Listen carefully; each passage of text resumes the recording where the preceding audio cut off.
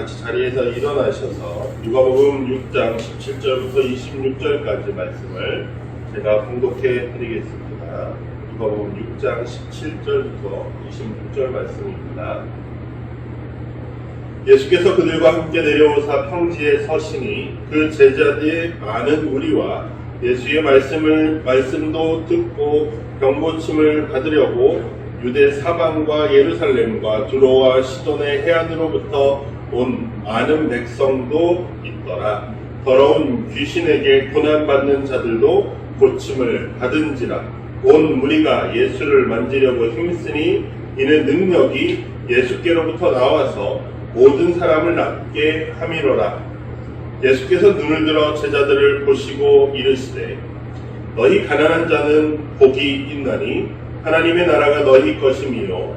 지금 줄인 자는 복이 있나니 너희가 배부름을 얻을 것이미요. 지금 우는 자는 복이 있나니 너희가 웃을 것이미요.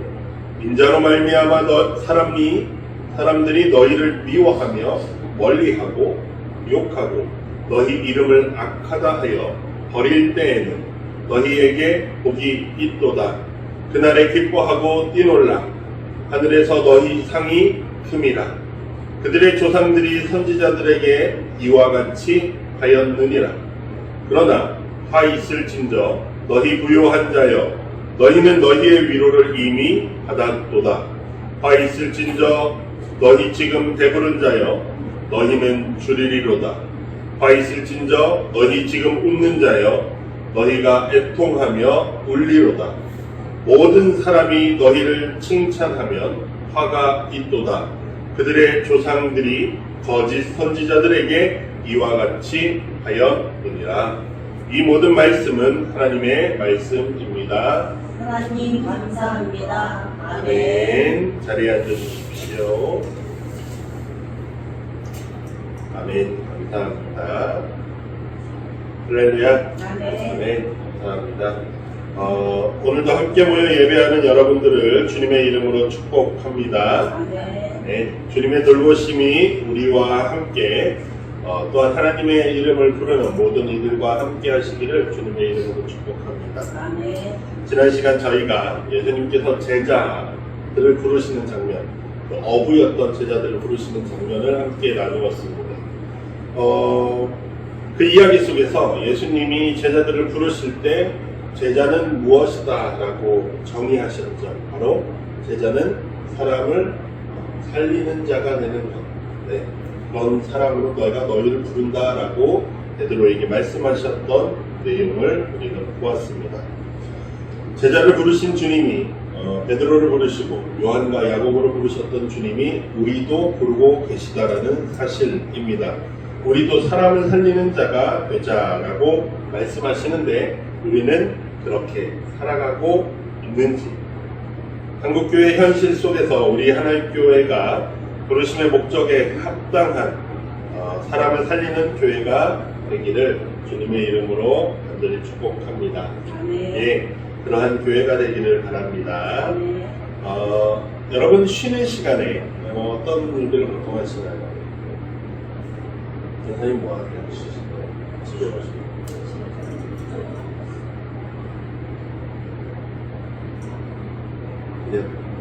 그냥 일해요. 집에 가서 일하셔요. 집사님은요? 저도 일하고 좀 시간 나가는 거 성도 집사님. 성도님은 쉬실 때 뭐 하세요? 집에서? 집에 계실 때? 그냥 있으시고. 하루는 뭐 하시죠? 우선 누구니까요? 예. 우선 녹습니다. 사람들이 쉴 때 여러 가지 일들을 많이 하잖아요. 뭐 유튜브를 보기도 하고 요즘에는 유튜브가 워낙 저기 하니까 유튜브를 보기도 하고 TV를 보는 사람도 있고 책을 읽는 사람도 있고 저는 요즘에 드라마를 열심히 보고 있었는데 전에는 잘 안 봤습니다. 왜냐면은 드라마가 보통 짧으면 6편이고 길면 16편까지도 가잖아요. 한번 하면. 그러니까 그 시간을 다 앉아서 보고 있을 시간이 조금 아깝고 근데 요즘에는 약간 재미가 들려가지고 시간을 좀 내서 보고 있어요. 근데 드라마에는 이야기가 있습니다. 스토리라고 하죠. 그 스토리를 가지고서 우리의 마음에 하고 싶은 말들을 해요. 모든 인간이 접하고 있는 문화라고 말하는 모든 것들 안에는 뭐 영화나 소설이나 글이나 뭐 기타 여러 심지어 광고나 뭐 이런 것들까지도 물건을 팔기 위한 광고까지도 다 이야기, 스토리텔링이 들어가 있습니다. 우리가 읽는 하나님의 말씀으로 받는 이 성경도 그 안에 이야기가 다 들어 있습니다. 하나님께서는 이야기를 통해서 우리에게 하나님께서 말씀하시고자 하시는 것들을 우리에게 전하고 계시다라는 사실입니다. 우리는 그 이야기를 가지고서 성경에 나와 있는 이야기를 내 이야기, 나의 삶의 이야기와 이렇게 맞대어 보면서 하나님의 마음에 내가 이렇게 맞춰 가야겠구나 라고 해서 점점 하나님의 뜻을 따르는 것이 되어져 갑니다. 성경은 이야기를 전달하는 여러 가지 방식들을 통해서 하나님의 마음을 알게 하는데요. 오늘의 이야기에서는 어떤 특별한 반전의 이야기를 예수님께서 하고 계시다라는 것을 생각하면서 오늘 본문의 이야기를 조금 더 깊게 생각해 보겠습니다. 오늘 본문은 누가복음에서 말하는 예수님의 설교예요. 그리고 이 설교를 보통 뭐라고 표현하냐면 평지설교라고 이야기합니다. 예수님이 계신 장소가 평지였거든요.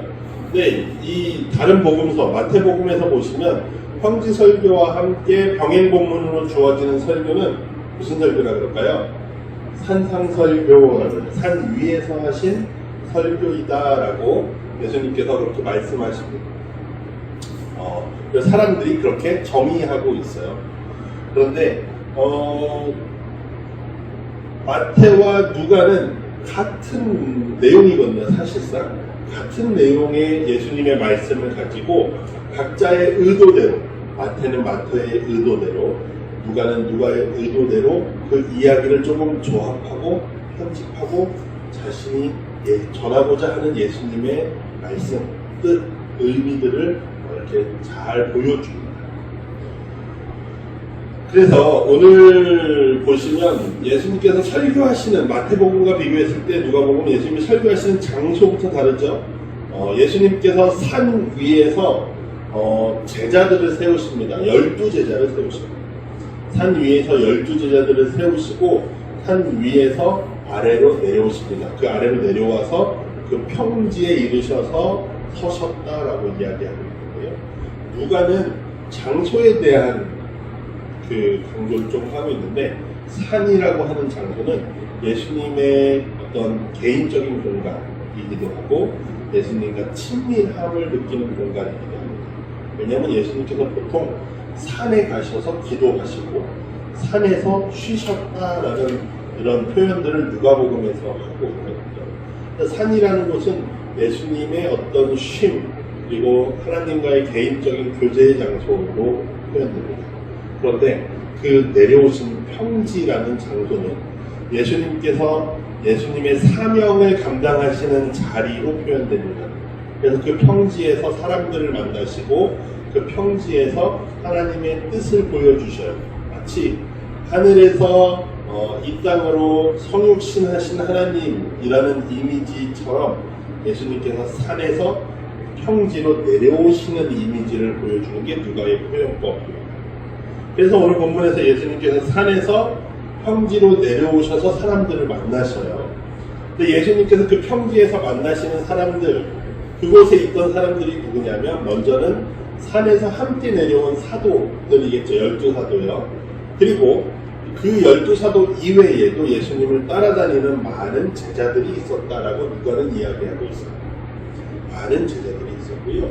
또 그리고 유대 땅 온 사방에서, 그리고 예루살렘 전국적으로 사람들이 예수님을 보기 위해서 모여들었다라고 이야기하고 있습니다. 근데 그것이 유대인들만 모이는 것이 아니라 두로와 시돈에서도 모인다는 거예요. 두로와 시돈은 이스라엘 땅이 아니라 이방인들이 사는 땅이었는데 이방인들도 예수님을 보기 위해서, 예수님을 만나기 위해서 찾아왔습니다. 그들이 찾아온 첫 번째 목적은 예수님이 하시는 하나님 나라에 관한 말씀을 듣기 위해서였고, 두 번째는 자신들의 아픈 몸을 예수님이 낫게 하실 거라는 기대를 가지고 예수님을 만나러 찾아옵니다. 그리고 또 다른 부류는 병고침을 얻는 것뿐만이 아니라 자신의 귀신 들린 육신의 그 귀신 들린 것을 눌림으로부터 벗어나기 위해서 찾아오는 이들도 있었다라고 오늘 읽은 본문에서 말씀하고 있습니다. 그런데 우리가 한 가지 생각해 볼 것은 예수님을 만나러 온 사람들이 누구였는가, 어떤 사람들이었는가를 한 번쯤 고민해 봐야 한다는 거예요. 예수님이 만나시던 당시의 사람들은 사회에서 적응되지 못해서 밖으로 밀려났던 사람들입니다, 대체로. 근데 이들이 나오고 싶어서 나온 게 아니에요. 이들은 사회라고 하는 울타리 경계로 밀려져서 그 밖으로 내쳐진 사람들이 대부분이었어요. 왜요? 그들이 병들었기 때문이에요. 왜요? 그들이 이방인이었기 때문이에요. 그들이 그저 가난했기 때문이에요. 다른 이유는 없어요. 그 이유 때문에 사회적으로 무시당하고 손가락질 당하고 비난받았습니다. 왜 그들을 비난했을까요? 유대인들은요, 당시의 유대인들은 지금도 그러할지도 모르겠는데 자신들의 삶을 하나님과 연결지어서 해석하는 것을 선호합니다. 교회에 다니시는 분들도 그렇게 많이 하시는데 어떤 의미냐면 내 삶이 평안하고 내 삶이 평화롭고 잘 되고 만족해 하는 이 삶을 하나님이 주셨다라고 말합니다. 그렇죠? 우리도 그렇게 고백할 수 있어요, 신앙적으로.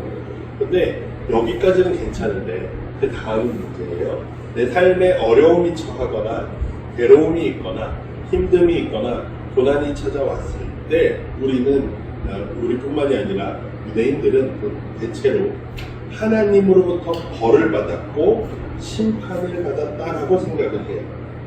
근데 이 기준이, 이 삶에 대한 해석이 나 자신에게만 하면 괜찮은데 사람들이 어떻게 하는 겁니까?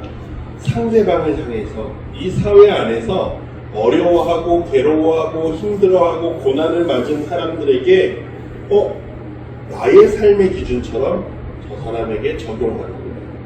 그래서 너는 하나님한테 벌을 받고 있구나 라고 말하는 겁니다. 아픈 사람들, 병든 사람들, 귀신 들린 사람들, 그래서 가난해진 사람들, 세상에서 아무런 힘을 발휘하지 못하는 그런 사람들, 너희는 하나님이 돌보시지 않는 거야 라고 말하는 거예요.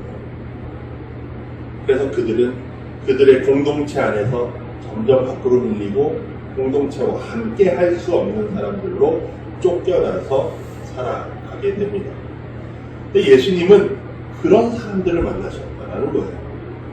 예수님이 그냥 번듯하게 집 잘 가지고 잘 사는 사람들 만나셨으면 참 좋았을 텐데, 그러면 예수님도 생각보다 좀 덜 스트레스 받지 않았을까? 라고 생각도 되는데, 예수님이 그러지 않고 굳이 이렇게 삶의 그 사회의 경계선에 머무는 사람들에게 찾아가서 그들을 만나시고 그들에게 말씀하시고 그들을 고치시고 만져주셨다라는 사실입니다. 사람들이 신앙의 이름으로 낙인을 찍은 사람들에게 예수님이 오늘 만나주셨다라는 사실. 근데 문제는 이렇게 사회에 밀리는 사람들이 누군가가 낙인을 찍는 그 낙인을 그대로 받아들인다라는 사실입니다. 슬픈 부분은 그런 부분이에요. 가스라이팅이라고 말하는 부분들이 그런 부분이잖아요. 누군가 너가 나빠서, 너가 못해서 내가 지금 너한테 이렇게 행동하는 거야 라고 하는 것은 엄밀히 말하면 이렇게 말하는 사람이 폭력적인 행동을 하는 거잖아요. 그런데 폭력을 당하는 사람은 맞아, 내가 잘못됐지, 내가 못했지 라는 생각으로 살아갑니다. 그게 그 사람의 낙인이 자기 스스로 내면화하는 거예요. 내 안에 그렇지, 그래, 그 말이 맞아라고 내가 스스로 받아들이는 겁니다. 그러면서 스스로를 뭐라고 생각합니까? 맞아, 나는 하나님이 버린 사람이야. 나는 살아갈 의미가 없는 사람이지. 나는 죄인이야, 죽어 마땅해. 이런 마음으로 살아가던 사람들을 예수님이 만나셨다는 거예요. 예수님께서는 오셔서 그들의 생각을 바꾸길 원하셨습니다. 네. 내가 너희를 찾아온 것은 너희를 누가 하나님이 여전히 너희 가운데 계시기 때문에 내가 찾아왔다라는 것을 말씀하시기 위함이었습니다. 그들의 생각, 그들의 편견, 그들의 굳어지고 딱딱하고 변하지 않는 그들의 편견을 바꾸시기 위해 주님께서 그들의 마음에 돌을 던지십니다. 수면에 돌이 던져지면 어떻게 됩니까? 파문이 이렇게 자꾸 일어나지. 그들의 생각을 바꾸십니다.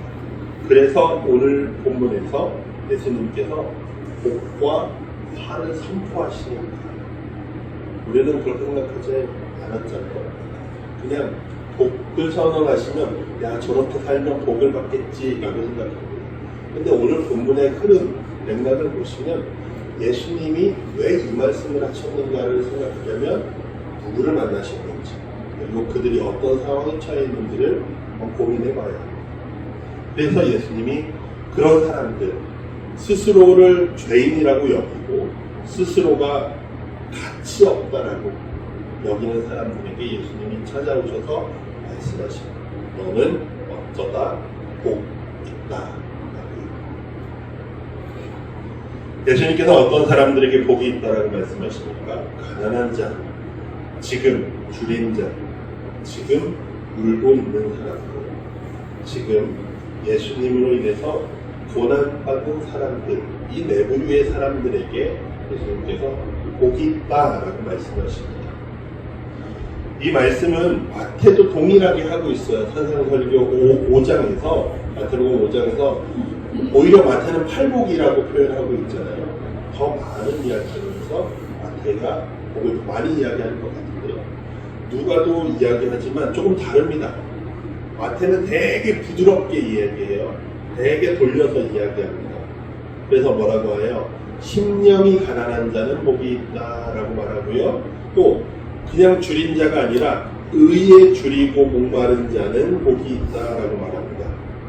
그런데 누가는요 그렇게 돌려서 말하지 않고 아주 직접적으로 이야기해요.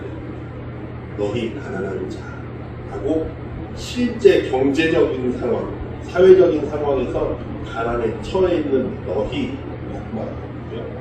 지금 배고픈 너희 제대로 밥 못 먹고 있지 너희 그리고 지금 슬퍼하고 괴로워하고 울고 있는 너희가 복이 있어라고 매우 직접적이고 현실적으로 말합니다. 그게 누가가 하고자 하는 말이에요.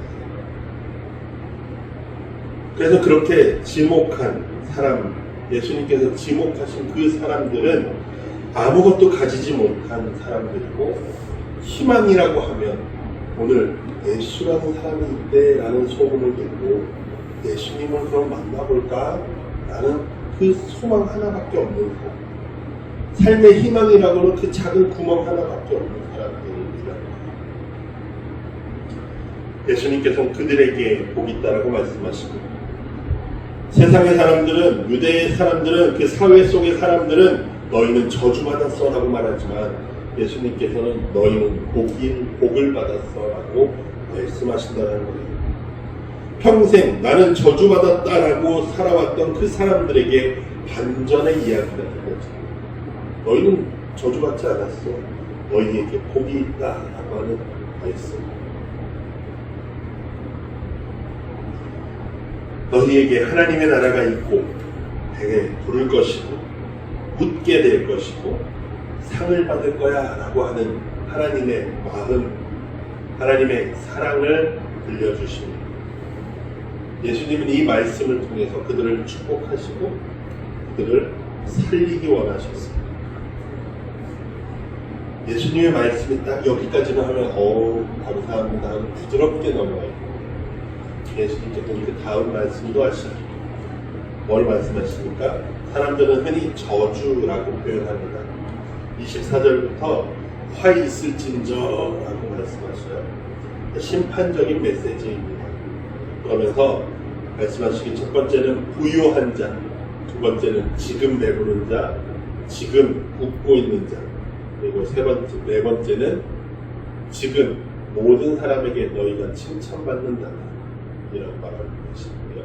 내부의 사람에게 화가 있을 거다라고 말씀하십니다. 우리 누가 야 너 근데 잘 안 될 거야 이런 얘기하면 너무 기분 나쁘죠. 근데 예수님이 너네 화가 생길 거야 라는 얘기를 하신다면 그 말을 듣는 사람들은 얼마나 기분이 나빠질까요?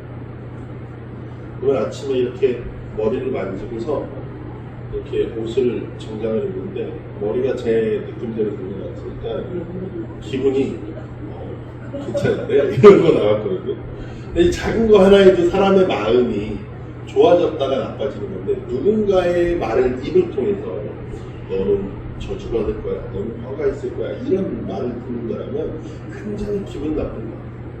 근데 예수님은 굳이 그 이야기를 하고 계시고 그 사람들에게는 하나님의 나라가 없다는 말씀이죠.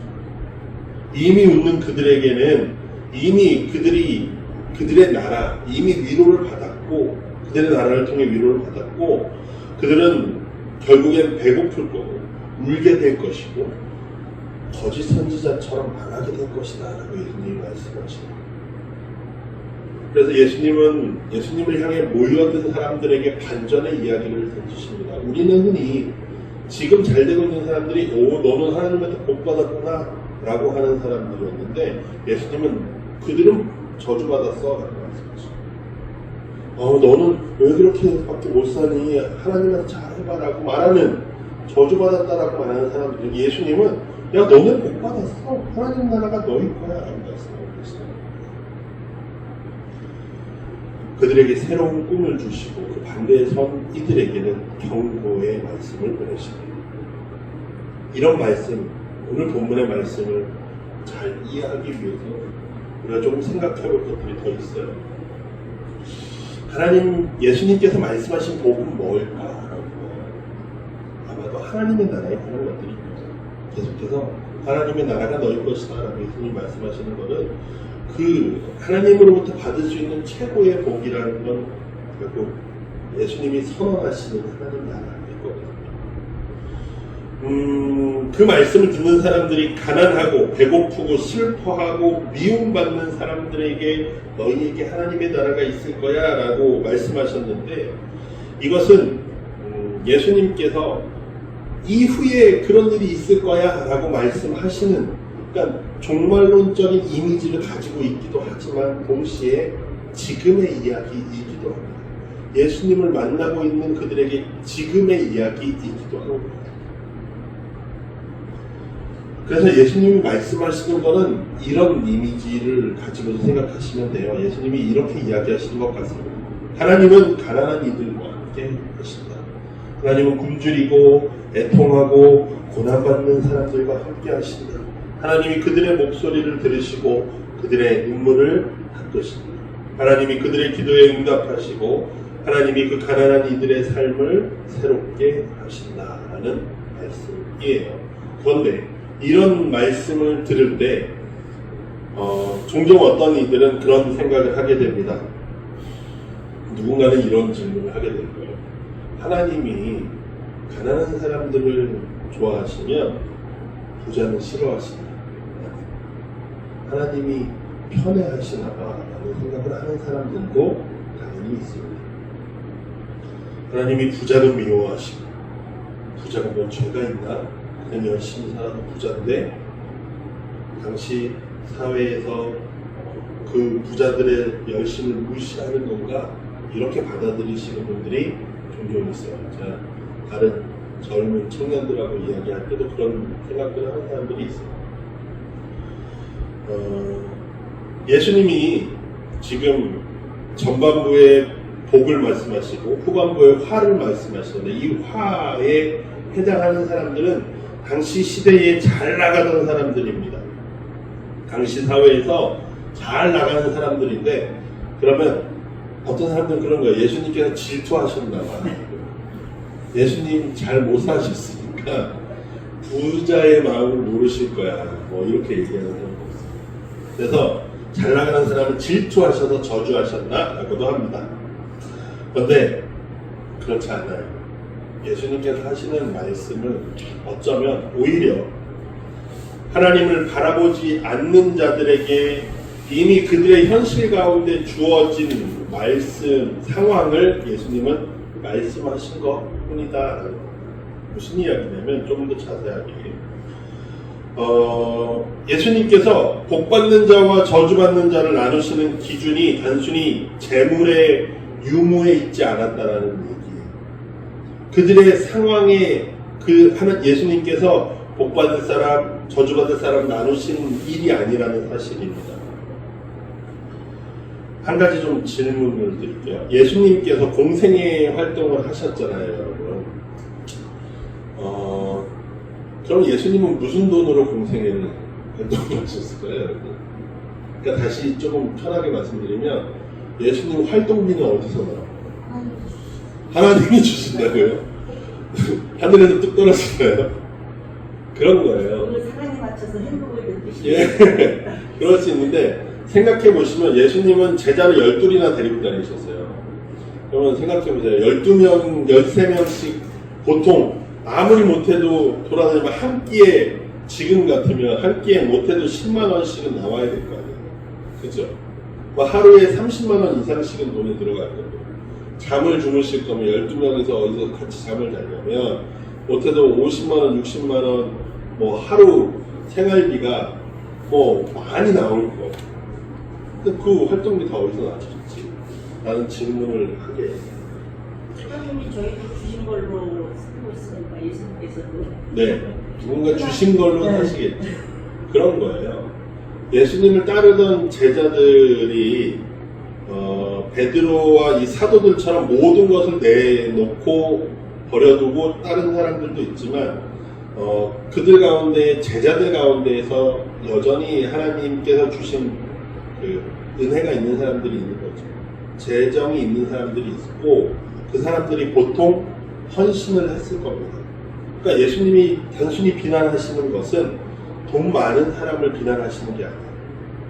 단순히 어떤 능력이 되는 사람을 비난하시는 거 아니에요. 고개 꺾어지시게 하시고요. 그런 사람을 비난하시는 게 아니죠.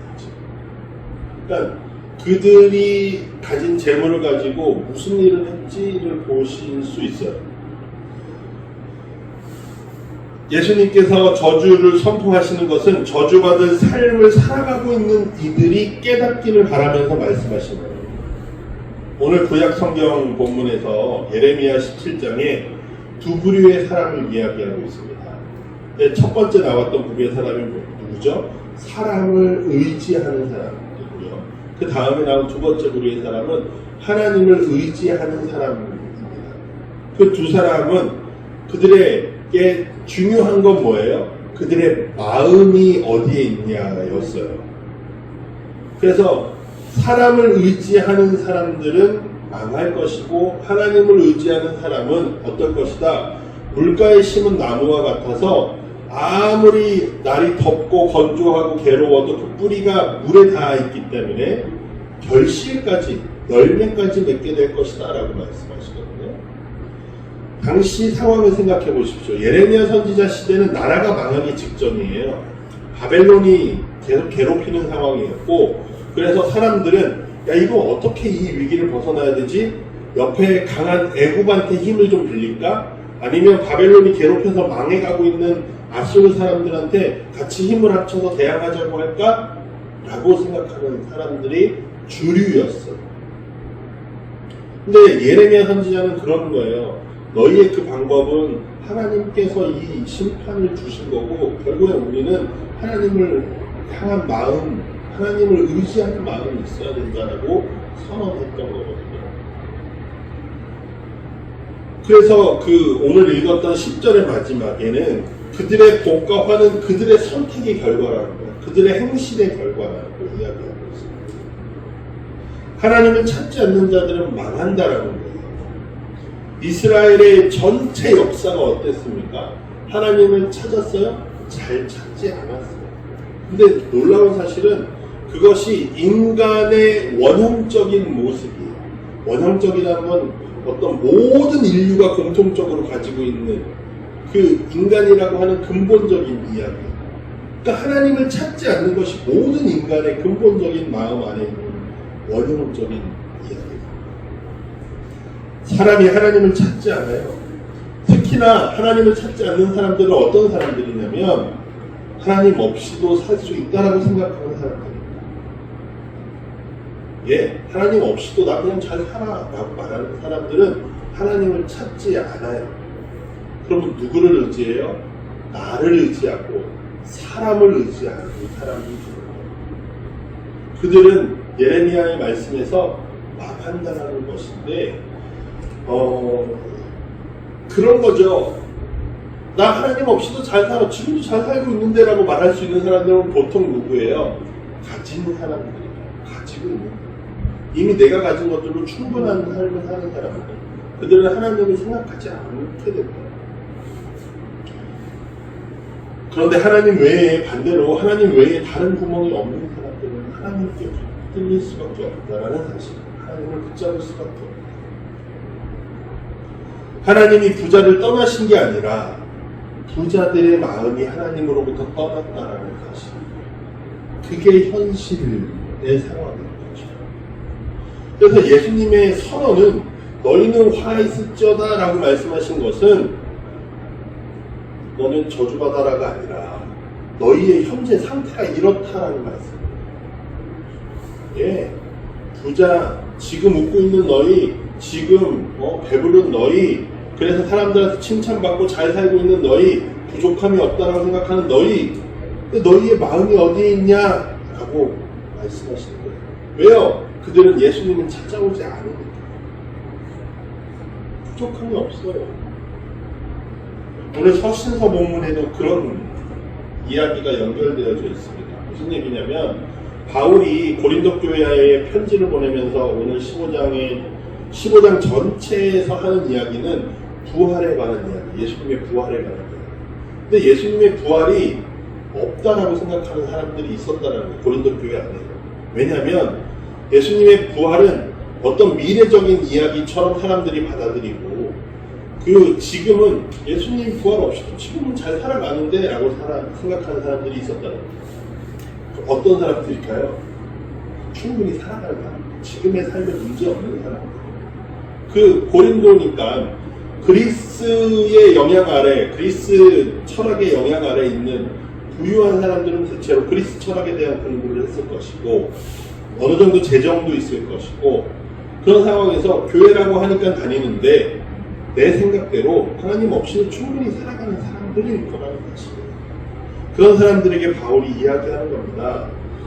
부활이 없지 않다, 있다는 거예요. 죽음 이후의 부활이 분명히 있다. 그 사람들은 지금 내가 영적으로 누리는 어떤 현상들이 부활의 일이 아닌가라고 생각하는 거예요. 부활은 영적인 거지 라고 생각하는 거예요.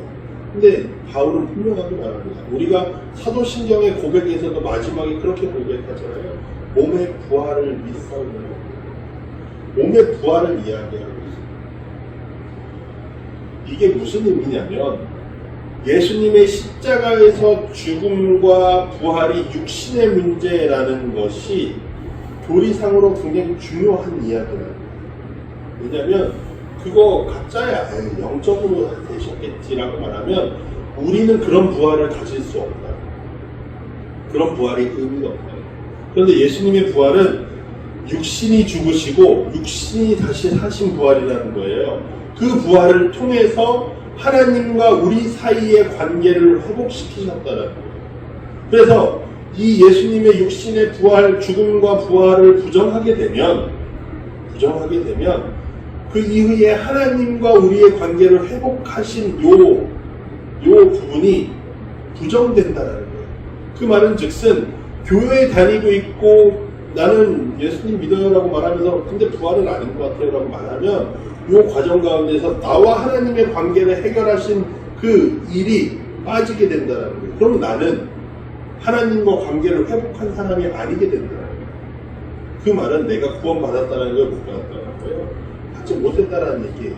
바울은 그래서 고린도 교회 성도들에게 부활이라는 이 의미는 굉장히 중요한 의미라는 이야기입니다. 부활을 인정하지 않는 그들에게 남는 것은 결국 죽음밖에 없다는 거예요. 하나님과의 관계가 회복된 것이 아니니까. 그러나 그 부활은 바울은 지금 있다라는 거예요. 예수께서 죽으시고 부활하셨다라는 사실을 분명하게 이야기하는 겁니다. 그래서 오늘 20절에 그 이야기를 하는 거죠. 그리스도께서 반드시 사셨어. 죽은 사람들 가운데에서 살아나셨어. 없지 않아 있어. 다시 살아나셔서 누구의 잠자는 자들, 모든 죽을 자들, 모든 인간들의 부활의 첫 열매가 되셨다. 여러분, 나무에서 첫 열매가 있으면 어떻게 되는 거예요? 그 다음부터 나무는 열매를 계속 맺게 된다는 이야기예요. 근데 처음 열매를 맺지 못하는 나무는 그 이후에도 열매를 맺을 수 없는 거죠. 그런데 예수 그리스도께서 먼저 이미 우리의 열매를 맺으신 분이라는 거예요. 그렇다는 것은 그분을 따르는 이들에게 부활이 있을 거다라는 것입니다. 바울은 지금 그 이야기를 하고 있습니다. 그래서요, 결국 이렇게 오늘 본문 말씀으로 다시 돌아가면요, 예수를 따르는 사람들, 예수를 붙잡는 사람들, 하나님께 그 마음이 있는 사람들, 그래서 하나님을 향해 하나님을 바라보고 나아가는 사람들에게 복이 있다라는 말씀. 그 이야기를 예수님께서 하시더라고요. 그래서 예수님을 찾아오는 이들에게 예수님이 그들에게 복을 말씀해 주시는 축복하시는 거예요. 오늘 본문 19절에서 어떤 사람들이에요? 예수님께 나오는 사람들. 예수님께 나오는 사람. 예수님께 나오는 사람들에게 그 능력이 있다. 그들에게 복이 있다는 거예요. 예수님께 나오는 제자들, 그분의 길을 따라가고 그분을 만나고 그분을 만지는 이들에게 지금 복이 있을 겁니다. 어떤 복이에요? 하나님의 자녀가 되는 복입니다. 그분의 제자로서 살아가는 복이고요. 영원한 기업의 상속자로서 살아가는 복입니다. 이제로부터 영원까지 하나님과 함께하는 복이라는 사실이에요. 우리 누가복음 이야기를 쭉 하고 있는데요. 예수님께서 공생애를 시작하실 때, 처음 시작하실 때는 배척하시던 이들에 대한 이야기가 나왔어요. 그 이후로는 예수님의 능력을 경험하고 예수님을 따르는 이들이 나타납니다. 그 이야기의 흐름으로 누가는 지금 그런 이야기를 하는 거예요. 너희는 복돼. 왜요? 예수님을 따라가고 있기 때문에 그렇게 복되다고 오늘 본문을 통해서 예수님이 말씀하셨어. 근데 너희 화가 있어. 예수님이 그렇게 말씀하셨어. 예수님을 따라가는 삶이 아니면 너희의 삶은 문제가 있는 거야. 그러니 돌이켜야 해라고 누가가 그 이야기를 너희에도 화가 있다. 그렇게 펼치는 겁니다. 사랑하는 하나님의 성도 여러분, 우리는 예, 우리는 그 길을 가고 있는 사람들, 주님께서 부르셨고 그 길을 가고 있는 사람들입니다. 여기서 예수님을 따른다는 것은 단순히 교회 예배에 왔다 갔다만 하는 것이 아니라 우리의 삶을 통해서 지난주 말씀과 연결지어서 사람을 살리는 사람들도 살아가는 그 삶의 문제들까지 고민되어야 하는 문제입니다. 우리는 주님의 부르심대로 사람을 살리는 길을 살아가고 있는지, 나는 복된 자의 자리에 서서 주님을 바라보고 주님을 만나기 위해 살아가고 있는 자인지, 예수님의 길을 따라가는 사람들에게는 사람이 보입니다. 어떤 사람이요? 가난하고 배고프고 울고 있는 사람들이 보입니다. 그들과 함께 살아가려고 하면 세상은 우리에게 손가락질할 것입니다. 저런 사람들 뭐하러, 저런 사람들 뭐하러 관심 갖네. 너나 잘 살지 라고 말할 겁니다. 오늘 본문에 나왔던 것처럼 어쩌면 더 미움받을 수도 있습니다. 더 우리를 유혹하고 멀리하고 우리마저도 사회의 밖으로 밀어내려고 할지도 모릅니다. 그러나 그럼에도 우리는 그 일을 오히려 기뻐하고 즐거워해야 합니다. 왜냐하면 오늘 본문에서 그런 자에게 너희의 상이 크다 말씀하셨기 때문입니다. 우리의 삶은요, 지금 최선을 다하지만 지금이 끝이 아니라는 사실을 기억하셔야 합니다. 그것이 성경에서 계속적으로 말씀하고 있는 말입니다. 한국교회는 미래만 이야기하던 과거가 있었습니다. 그런데 그렇지 않아요. 물론 이 사실이 부정될 수는 없습니다. 지금이 있어야 미래가 있는 거예요. 지금 우리가 최선을 다해서 예수 그리스도의 제자로 살아갈 때 너희의 상이 크다라는 거예요. 우리가 기뻐하고 뛰놀며 즐거워해야 합니다. 우리의 참된 복이 우리를 기다리고 있기 때문입니다. 그날에 주님이 우리를 맞아주실 것이라는 소망을 가지고 오늘을 최선을 다해 살아가는 것이죠. 그날 우리는 다시 살게 될 겁니다. 예, 그리고 영원히 살게 될 것입니다. 그것이 주님의 약속입니다. 예, 그것을 믿는 것이 우리의 소망입니다.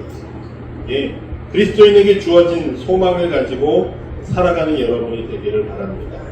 오늘 설교의 제목처럼 기뻐하고 뛰놀라라고 예수님이 말씀하신 것이 지금 우리의 삶에서 예, 이후에 주님께서 정말 기뻐하고 뛰놀게 하실 것입니다. 나만 기뻐하고 뛰노는 것이 아니라 주님께서 자신의 사명을 이루기 위해서 만나신 사람들에게 가신 것처럼 우리에게 주어진 사명을 위해서 만나는 이들마다 살리시는 여러분 되기를 바랍니다. 그리고 주님의 귀한 뜻이 여러분들을 통해 이루어지기를 바랍니다. 그 무엇도 우리를 이렇게 사랑해서 끊을 수 없으니 한 주간도 주님께서 주신 말씀을 가지고 살아가는 여러분 되기를 바랍니다. 우리에게 주어진 말씀을 붙잡고 다짐의 기도 우리 함께 하겠습니다. 하나님 감사합니다. 오늘도 우리에게 말씀하시니 감사합니다. 우리에게 복이 있다 하시고 또한 화 있는 자리에 서지 말라고 말씀하시니 하나님, 우리가 주님의 말씀을 우리의 삶의 기준으로 삼아 주님의 뜻을 이루며 살아가게 하여 주시옵소서. 주님을 의지하고 사람을 의지하지 않는 우리가 되게 하시고 주님을 바라보고 주님의 뜻을 품고 주님의 나라를 소망하며 살아가는 우리가 되게 하여 주시옵소서. 그렇게 제자로 살아갈 때에 이 땅에서 어려움이 찾아올지라도 괴로움이 당할지라도 우리의 믿음을 포기하지 않게 하시고 주님의 뜻을 온전히 이루어가는 우리 하나님교회 되게 하여 주시옵소서. 주님 감사합니다. 우리를 위해 준비하신 그 상을 기대하며 끝까지 달려가는 우리 되게 하여 주시옵소서. 감사드리며 예수님의 이름으로 기도드립니다. 아멘.